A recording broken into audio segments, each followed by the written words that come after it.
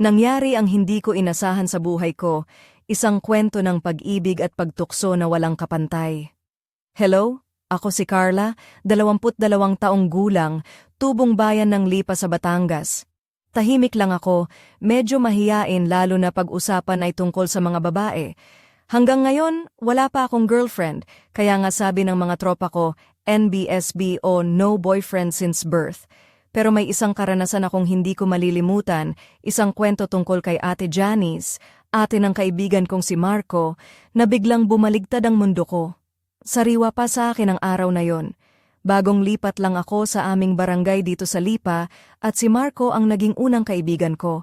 Madalas ako sa bahay nila, naglalaro kami ng Mobile Legends, nagiinuman at nagkukwentuhan hanggang hating gabi.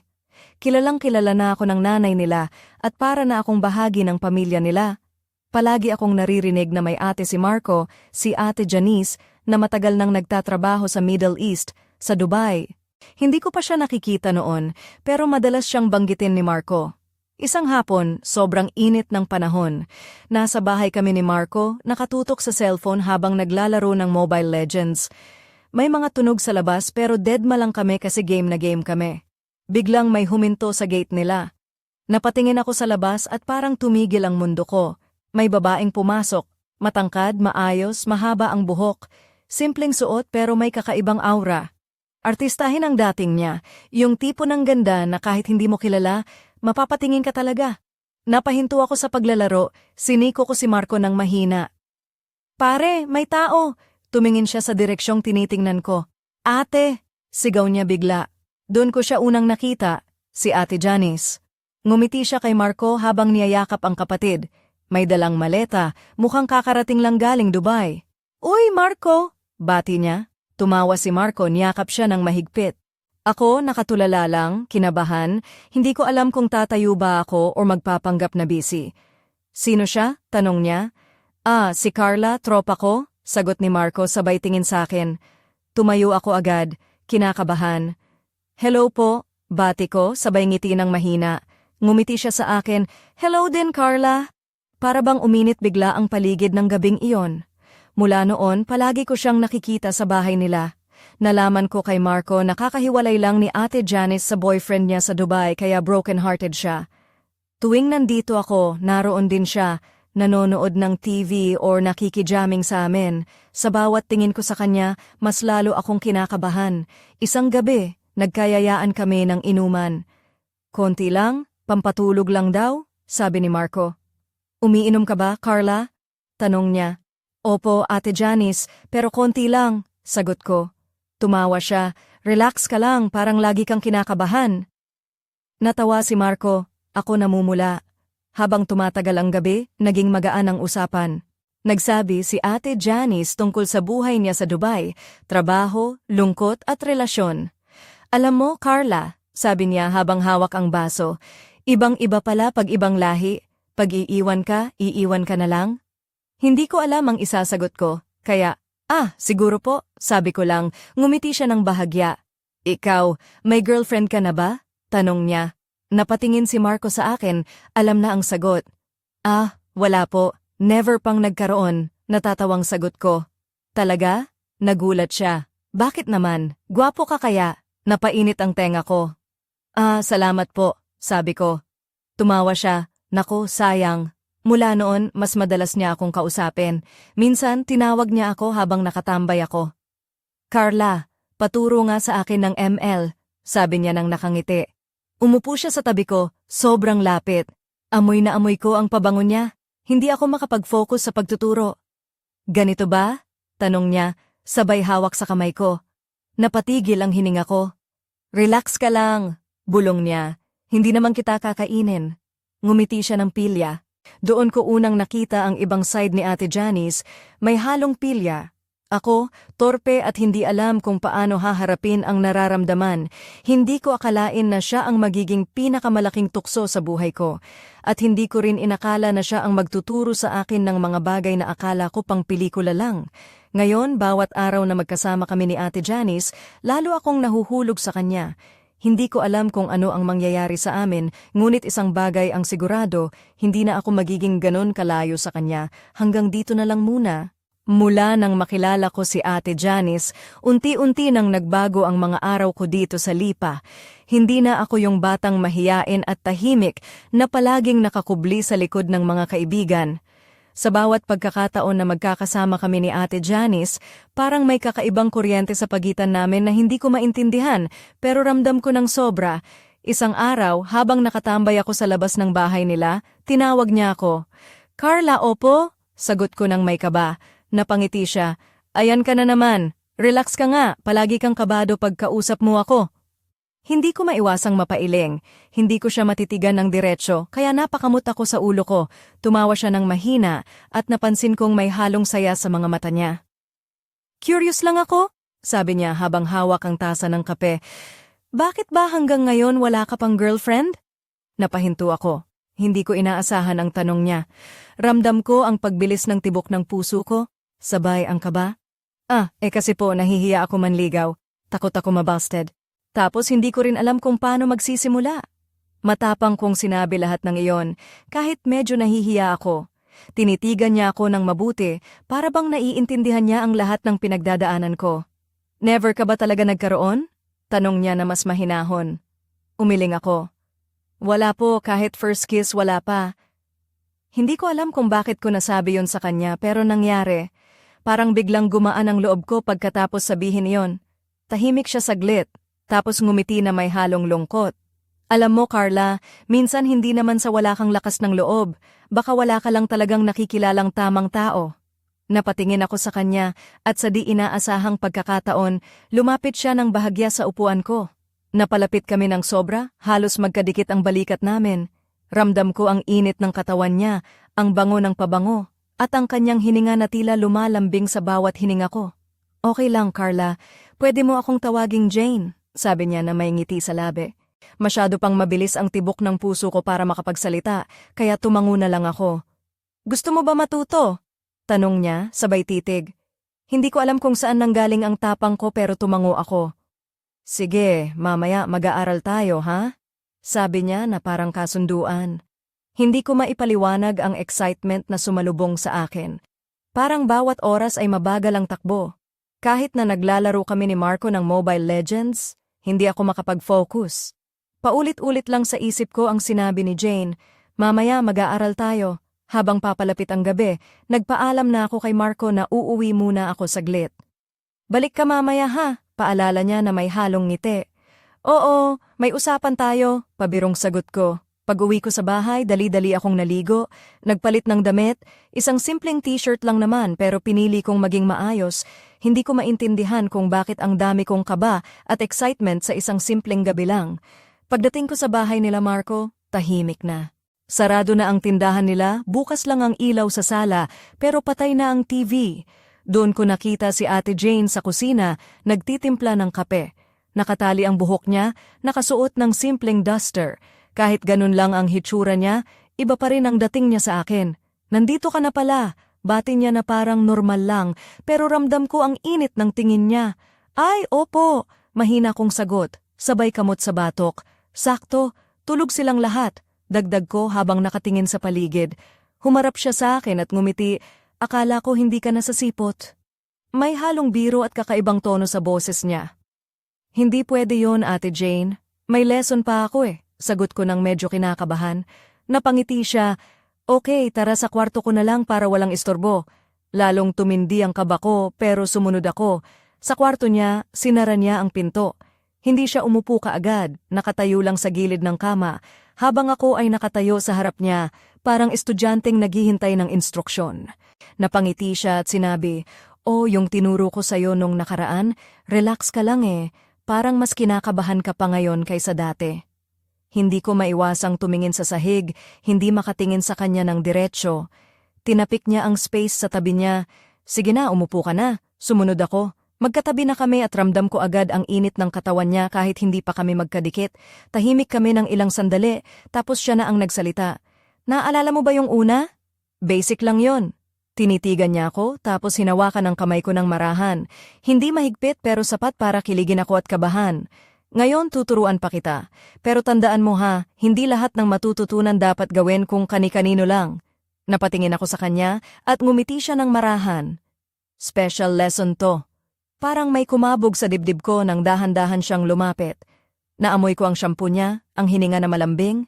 Hindi biglaan ang kilos niya, para bang binibigyan niya ako ng oras na umatras, pero hindi ako umatras. Sa halip, pumikit ako. Doon, nagdikit ang mga labi namin, mas matagal kaysa unang halik niya. Unti-unti akong sumabay, kahit paminsan lumayo siya ng konti, tinitigan niya ako at lumalapit ulit, para bang chinecheck niya kung okay lang ba ako. Hindi ako makapagsalita, ramdam ko lang ang tibok ng puso ko na bumibilis ng husto. Miss Love, tumagal ang sandaling iyon hanggang sa napahawak na rin ako sa balikat niya. Kusang lumapit siya, hindi umiwas sa halik, sa halip lalo niya akong hinila palapit. Ramdam ko ang tibok ng puso ko, siguro pati sa kanya. Sandali siyang huminto at tumingin sa akin, mahina ang tanong, "Okay ka lang?" Tumango lang ako, hindi ko na kaya magsalita. Ngumiti siya, parang kinakabahan din. Unti-unti niya akong niyakap at sa pagkakataong iyon, para bang nawala ang lahat ng ingay sa paligid. Hindi ko alam kung gaano katagal kami ganoon, pero habang tumatagal, mas lalo akong nahuhulog sa init ng yakap niya. Nang hinawakan niya uli ang mukha ko, doon ko naramdaman na tuluyang may nangyari sa amin, isang karanasang hindi ko makakalimutan. Paglabas ko ng kwarto, tahimik pa rin ang buong bahay. Tulog na si Marco sa sofa. Ako, ibang-iba na ang nararamdaman. Habang naglalakad pa uwi, paulit-ulit kong tinatanong ang sarili ko. Tama ba ang nangyari? Hindi kami magjowa, pero hindi ko rin maikakaila na gusto ko pang makita siya muli kinabukasan.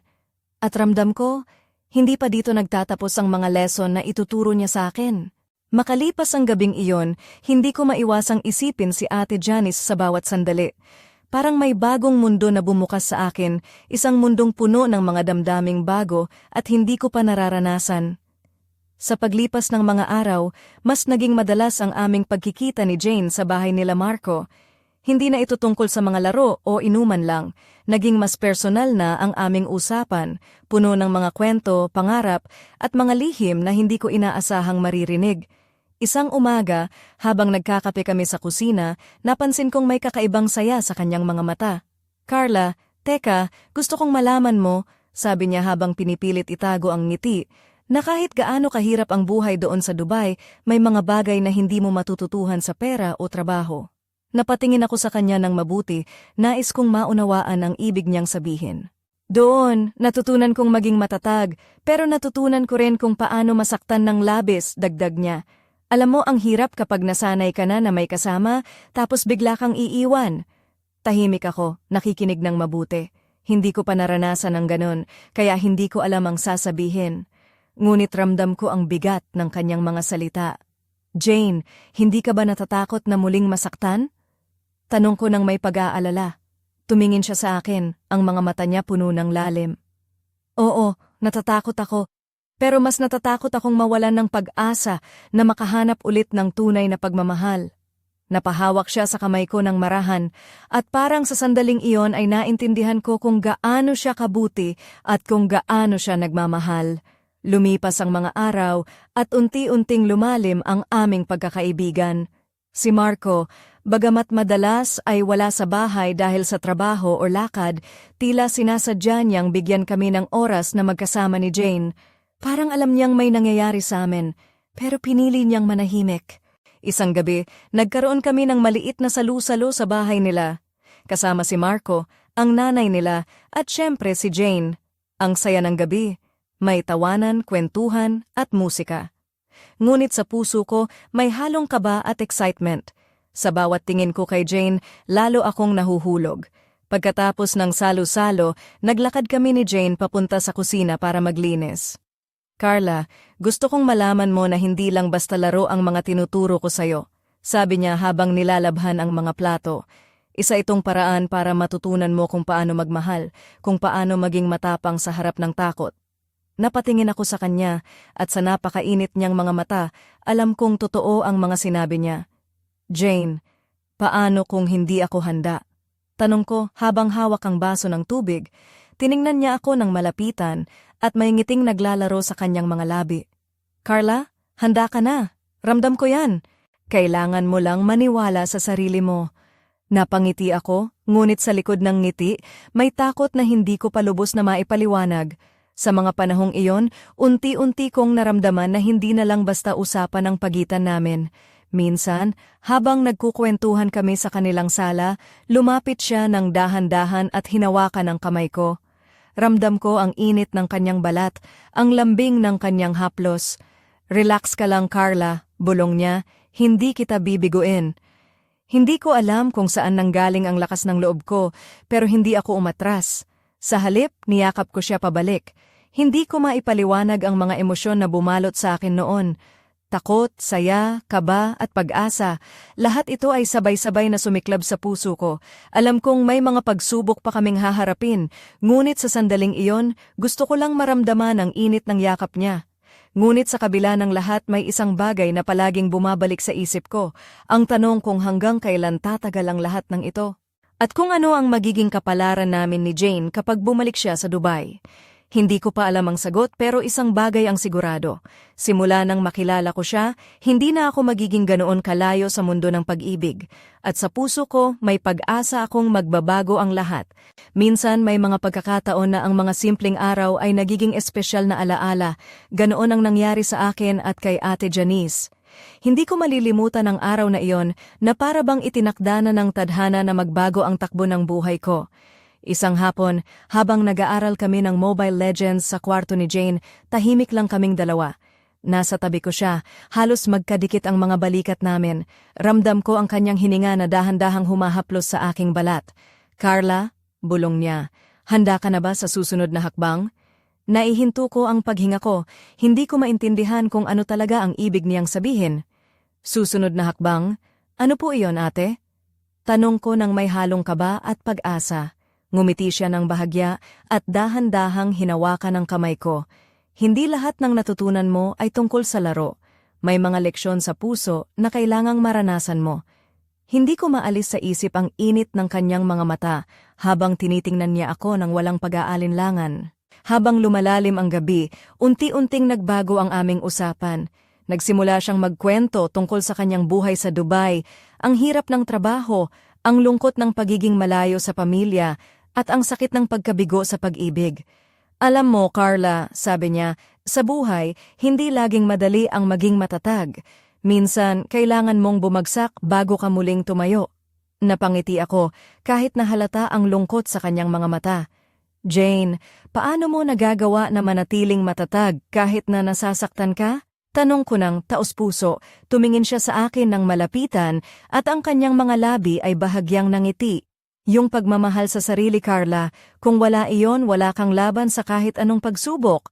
Hindi ko alam kung bakit, pero sa mga sandaling iyon, parang nadama ko ang isang kakaibang koneksyon sa pagitan namin.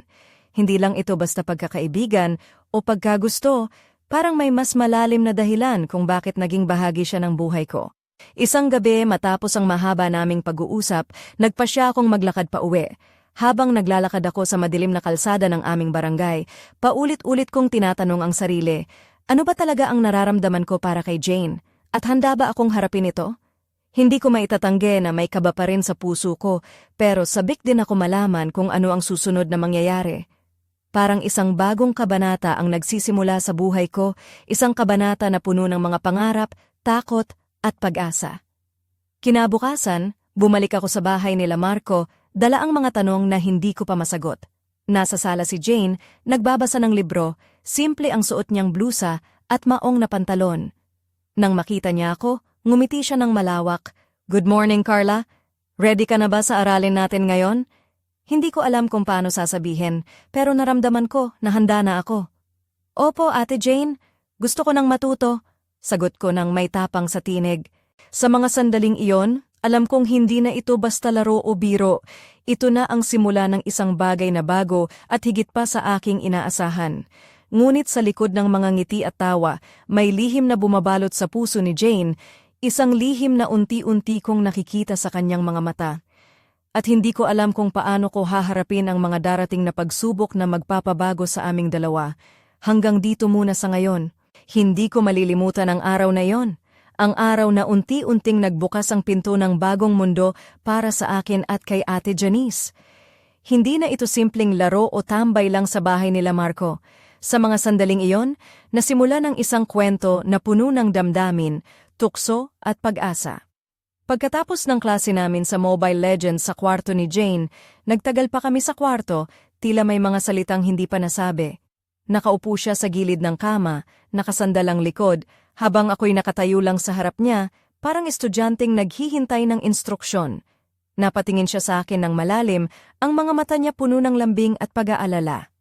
Carla, handa ka na ba sa mga susunod na hakbang? Hindi ito basta laro na pwedeng talunin o panalo lang.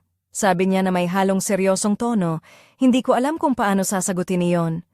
Ano po ang susunod na hakbang, ate? Tanong ko nang may kaba sa boses. Lumapit siya ng dahan-dahan, halos magkadikit na kami, at hinawakan niya ang kamay ko ng marahan. Ito ay tungkol sa puso, Carla, sa pagtanggap ng nararamdaman na hindi mo inaasahan. Hindi ko maalis sa isip ang init ng kanyang balat at ang bango ng pabango niya. Sa mga sandaling iyon, ang mundo ko ay napalibutan na lang ng kanya. Habang tumatagal ang gabi, nagsimula siyang magkwento tungkol sa mga pinagdadaanan niya sa Dubai. Ang hirap ng trabaho, ang lungkot ng pagiging malayo sa pamilya, at ang sakit ng pagkabigo sa pag-ibig. Alam mo, Carla, sabi niya, ang buhay doon ay parang giyera.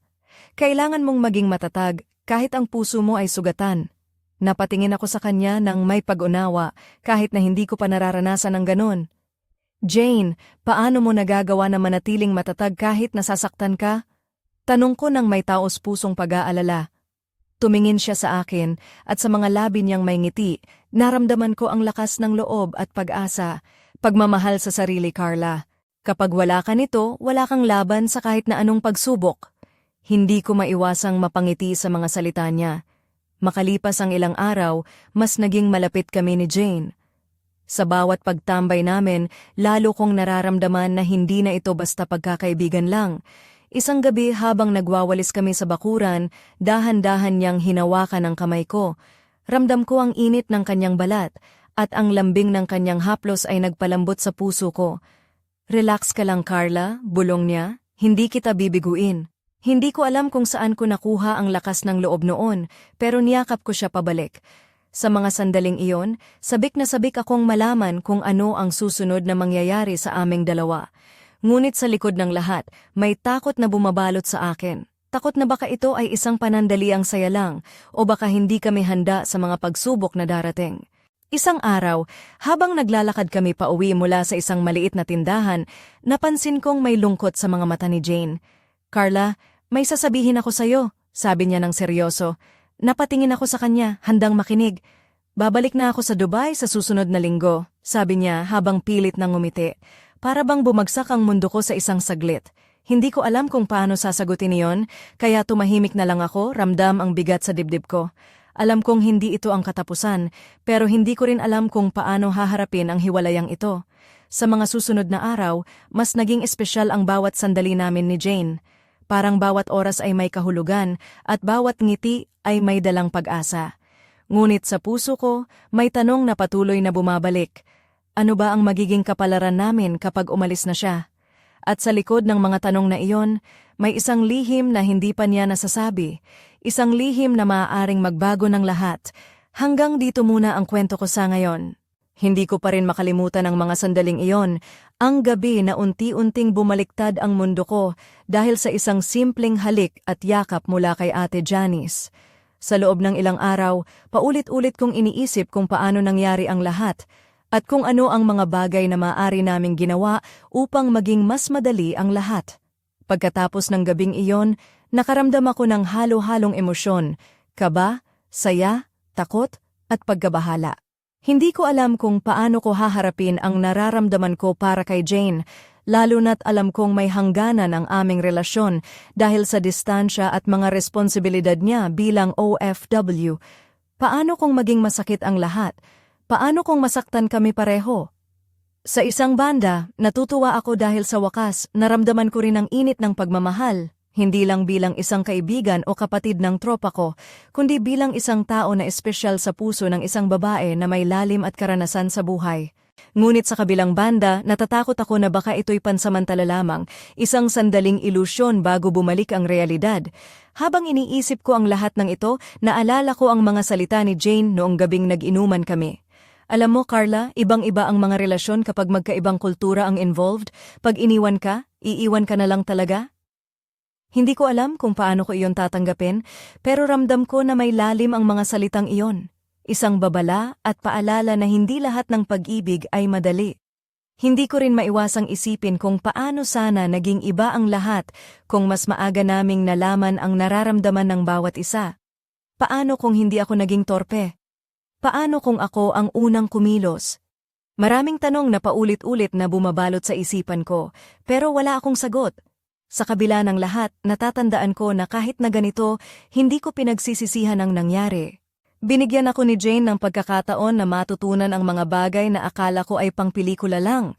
Ang unang halik, ang unang yakap, at ang unang tunay na pagtanggap ng damdamin. At higit sa lahat, natutunan ko kung paano magmahal at maging matapang sa harap ng takot. Ngunit habang iniisip ko ang lahat ng ito, hindi ko maiwasang magtanong, paano kung may ibang paraan? Paano kung may paraan para hindi masaktan at manatili ang pagmamahalan namin? Sana ay may paraan para hindi magwakas ang kwento namin dito, at sa puso ko, naniniwala ako na hindi pa ito ang katapusan. May mga susunod pang kabanata na kailangang harapin, mga pagsubok na kailangang lampasan, at mga lihim na kailangang tuklasin. Hindi ko alam kung ano ang mangyayari, pero handa akong harapin ang lahat para kay Jane. Hanggang dito muna ang aking kwento sa ngayon, Miss Love. Hindi ko inakala na sa kabila ng mga damdaming kumukulog sa puso ko, may isang bagay pa pala na magpapabago sa takbo ng lahat, isang lihim na hindi ko inaasahang maririnig mula mismo kay Ate Janice. Isang gabi, matapos ang aming inuman sa bahay nila Marco, nanatili kaming tatlo, si Jane, si Marco, at ako. Tahimik ang paligid, at ang lamig ng gabi ay unti-unting pumapasok sa amin habang nagkwekwentuhan. Biglang lumapit si Jane sa akin, at ang mga mata niya ay tila may itinatagong sikreto. Carla, may kailangan akong sabihin sa'yo, bungad niya na may halong kaba. Napatingin ako sa kanya, hindi ko alam kung ano ang aasahan. Ano po iyon, ate? Tanong ko ng mahinahon. Napabuntong hininga siya. Hindi lang ako basta umalis sa Dubai dahil sa trabaho. May dahilan kung bakit hindi ako nakauwi ng matagal. Ramdam ko ang bigat ng kanyang mga salita. Mayroon akong anak, Carla, sabi niya ng halatang nanginginig ang boses. Hindi ko alam kung paano tumugon. Napahinto ako at ang puso ko ay parang tumigil sa pagtibok. Anak? Ulit ko, naguguluhan at nagugulata. Oo, sagot niya, isang bata na hindi mo inaasahan at hindi mo pa nakikilala. Hindi ko alam kung paano ko haharapin ang balitang iyon.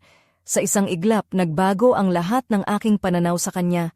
Ang babaeng tinuturing kong ate, ang babaeng nagtuturo sa akin ng pagmamahal at tapang, ay may dalang malalim na sugat na hindi niya kailanman na ibahagi. Bakit hindi mo sinabi sa akin noon? Tanong ko ng may bahagyang pagkadismaya. Napatingin siya sa akin na may luha sa mga mata. Hindi ko alam kung paano sasabihin.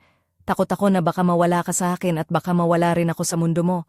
Sa mga sandaling iyon, naramdaman ko ang bigat ng kanyang dinadala. Hindi ko man maintindihan lahat, nais kong maging sandigan niya. Jane, nandito ako para sa'yo. Hindi kita iiwan, sabi ko ng may buong puso. Napangiti siya, at sa unang pagkakataon, nakita ko ang kanyang tunay na kahinaan. Ngunit ang lihim na iyon ay hindi lamang basta usapin ng nakaraan. Ito ay may malaking epekto sa aming relasyon at sa mga susunod na pangyayari. Dahil dito nagsimula akong magtanong sa sarili, paano kung hindi lang kami ang may sikreto? Ano pa kaya ang mga bagay na hindi niya sinasabi? Habang lumalalim ang gabi, ramdam ko na may mga pagsubok na darating na mas matindi pa kaysa sa mga nalampasan namin. Mga desisyon na kailangang gawin at mga puso na kailangang paghilumin. Hindi ko inasahan na ang kwento namin ni Jane ay magiging ganito. Punong-puno ng mga lihim, pagtatapat at mga damdaming magpapabago sa aming mga buhay. Ngunit sa kabila ng lahat, naniniwala ako na may pag-asa pa at hindi pa ito ang katapusan. Sa puso ko, alam kong ang tunay na laban ay nagsisimula pa lamang at handa akong harapin ito kahit ano pa man ang mangyari. Hanggang dito muna ang kwento ko, Miss Love. Nang marinig ko ang lihim ni Ate Janice, parang gumuho ang mundo ko sa loob ng isang iglap. Hindi ko inakala na may ganun pala siyang dinadala. Isang anak na hindi ko pa nakikilala, isang bahagi ng buhay niya na matagal niyang itinatago. Ngunit sa kabila ng pagkabigla, may isang bagay na mas tumindi sa puso ko, ang kagustuhang maging sandigan niya, kahit na madilim ang nakaraan at puno ng mga komplikasyon. Hindi nagtagal, nagkaroon kami ng pagkakataon na mag-usap ng masinsinan. Sa kwarto niya, habang nakaupo kami sa tabi ng kama, ibinahagi niya ang mga kwento ng kanyang anak, kung paano siya napilitang maghiwalay sa ama ng bata, ang mga pagsubok na hinarap niya bilang isang OFW sa Dubai, at ang mga pangarap niya para sa kanyang anak na hindi pa niya nakikita. Carla, sabi niya ng may halong lungkot at tapang, alam kong mahirap tanggapin lahat ng ito, pero sana maintindihan mo na hindi ko ito sinadya. Ang buhay ko ay puno ng mga desisyon na kailangan kong harapin mag-isa. Napatingin ako sa kanya at ramdam ko ang sakit at pagod na bumabalot sa kanyang mga mata. Hindi madali para sa akin ang lahat ng iyon. Minsan, nagtatanong ako sa sarili ko kung kaya ko ba talagang maging bahagi ng buhay niya, kasama ang lahat ng komplikasyon at mga lihim. Ngunit sa puso ko, alam kong may dahilan kung bakit naging malapit kami ni Jane, dahil sa tunay niyang pagkatao, sa tapang niya na harapin ang mga pagsubok at sa pagmamahal na hindi niya kayang itago. Habang lumalalim ang gabi, nagpasya kaming magplano kung paano haharapin ang darating na mga araw. Pinag-usapan namin ang mga posibilidad, kung paano siya makakapagbalik ng Dubai, kung paano ko siya matutulungan, at kung paano namin haharapin ang mga hamon ng aming relasyon. Ngunit sa gitna ng mga plano, may isang pangyayari na hindi namin inaasahan. Isang araw habang naglalakad kami ni Jane sa may palengke ng aming barangay, may napansin akong kakaiba. Isang lalaking tila sumusunod sa amin ng palihim. Hindi ko alam kung sino siya, pero may dala siyang kakaibang aura na nagpapakaba sa akin. Hinawakan ko ang kamay ni Jane ng mahigpit at sa isang sandali nagkatinginan kami na puno ng pangamba. Carla, huwag kang mag-alala, sabi niya ng may tapang. Kahit ano pa man ang dumating, harapin natin ito ng magkasama. Hindi ko alam kung ano ang mangyayari pagkatapos ng sandaling iyon, pero ramdam ko na ang aming kwento ay papasok sa isang bagong yugto.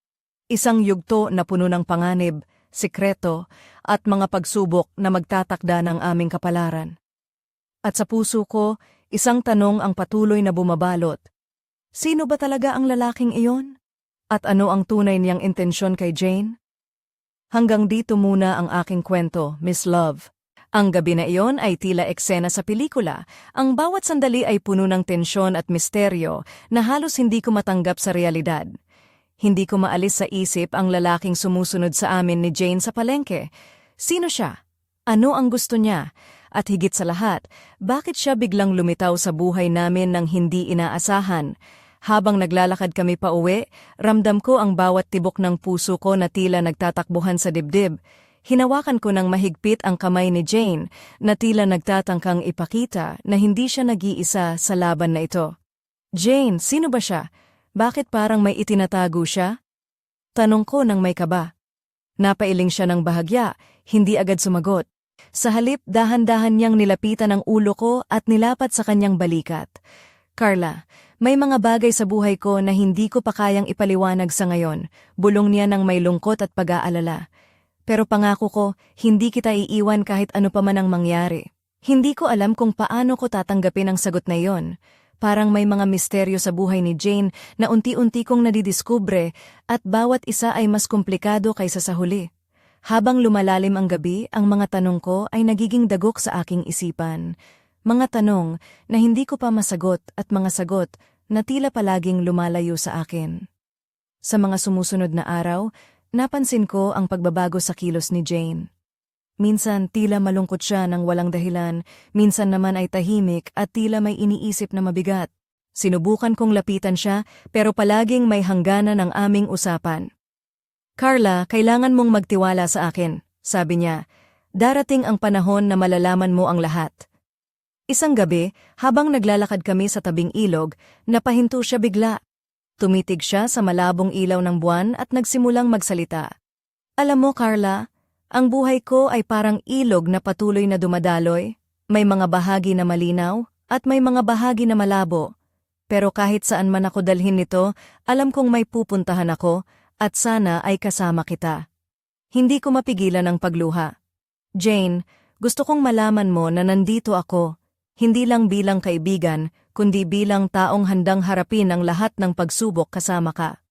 Ngunit sa kabila ng aming mga pangako, alam kong ang aming kwento ay hindi magiging madali. May mga puwang sa pagitan namin na kailangang punan, mga lihim na kailangang tuklasin, at mga pangarap na kailangang ipaglaban. At habang pinagmamasdan ko si Jane sa ilalim ng malamlam na ilaw ng buwan, isang matinding pangako ang bumalot sa puso ko. Hinding-hindi ko siya iiwan, kahit ano pa man ang dumating. Ngunit sa likod ng pangakong iyon, isang malalim na misteryo ang patuloy na bumabalot sa aming mga buhay, misteryong kailangang sagutin bago pa man tuluyang masira ang aming mundo. Hanggang dito muna ang aking kwento, Miss Love. Hindi ko inakala na ang kwento namin ni Ate Janice ay dadalhin kami sa isang bangin ng mga emosyon, pag-ibig, takot, lihim, at mga hindi inaasahang pangyayari na magpapabago sa aming mga buhay magpakailanman. Isang gabi, matapos ang aming tahimik na paglalakad sa tabing ilog, nagpasya kong tanungin siya ng diretsyo. Jane, ano ba talaga ang nangyayari? Ano ang sikreto na hindi mo pa nasasabi?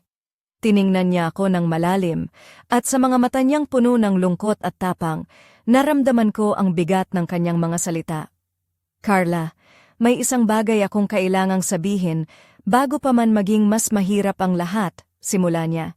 Hindi lang ako ang may tinatago, may mga tao sa paligid natin na hindi mo inaakala ang tunay na intensyon. Naramdaman ko ang panginginig ng katawan ko. Sino sila? Ano ang gusto nila? Tanong ko nang may kaba. Ngumiti siya ng pilyo, ngunit may halong seryosong tingin. Hindi pa panahon para malaman mo lahat, pero kailangan mong maging handa. Ang buhay natin ay parang isang laro. May mga kalaban na hindi kita makikita, pero palaging nandyan. Hindi ko alam kung paano tumugon. Ang dami ng tanong sa isip ko, ngunit isang bagay ang malinaw. Ang aming kwento ay hindi pa tapos. Marami pa kaming haharapin, maraming pagdadaanan, at maraming desisyon na kailangang gawin. Sa mga susunod na araw, naging mas malapit kami ni Jane. Nagplano kami kung paano haharapin ang mga bagong pagsubok. Ngunit sa bawat ngiti at yakap, naroon pa rin ang pangamba. Ang takot na baka ang aming pagmamahal ay hindi sapat para mapagtagumpayan ang mga hamon.